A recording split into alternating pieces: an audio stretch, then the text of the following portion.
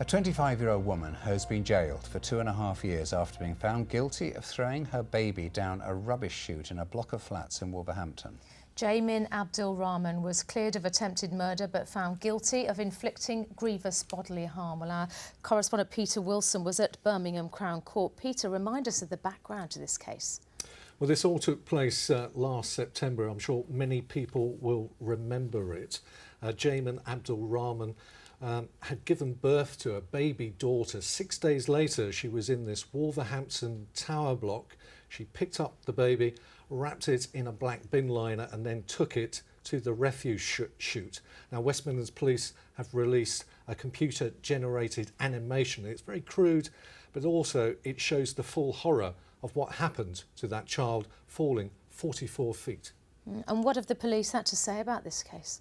Well, at the time, the mother had claimed that her child was abducted. Now, the senior investigating officer is Detective Inspector John Smith. Well, it was a tragic case to investigate, and thankfully we don't deal with them every day. There's no satisfaction in today's outcome. This child's got life limiting injuries and, as the judge said, catastrophic brain injuries that will stay with her for the rest of her life.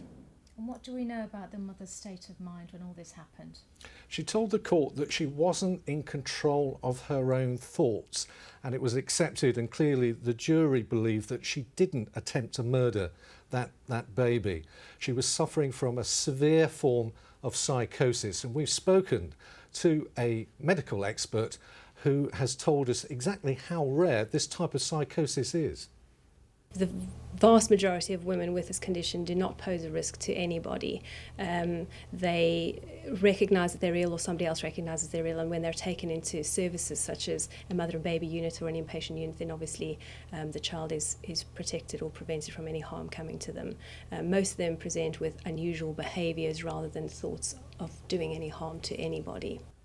One of the reasons why nobody picked up on her mental illness was because this woman is Iraqi. She didn't speak any English. I've spoken tonight to her family, who say that they're sticking by her and that they hope that she'll be able to come out of prison and help to look after that seriously damaged child. And how is the baby? The baby has severe brain injuries. It is taking food, but perhaps its life expectancy isn't very long. Gosh, Peter Wilson, thank you.